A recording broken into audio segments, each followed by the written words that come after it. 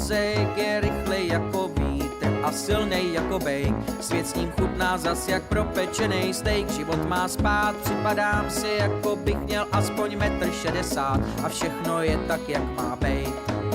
To není vozejk, mladej, tohle to je nějakej fake. To je kolo a s tím nesmíš do autobusu.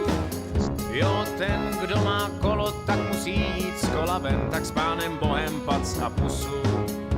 Jsem ředitel tohohle autobusu, mám svý pravidla a svý know-how. Jsi ředitel tohohle autobusu a je to autobus do stanice Ouha, Ouha. S kolem svým jsem černý na bílý. Nechtěj, abych tu řval na celý kolo. Prostě si piš, že když s tím kolem i hned nezmizíš, tak něco uvidíš. Nestrpím tady žádnou svoloč.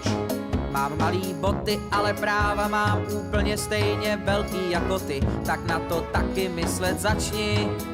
Co máš černý na bílým, není až tak černobílý. Pro tebe je to kolo, pro mě pomůcka kompenzační. Jsi ředitel tohohle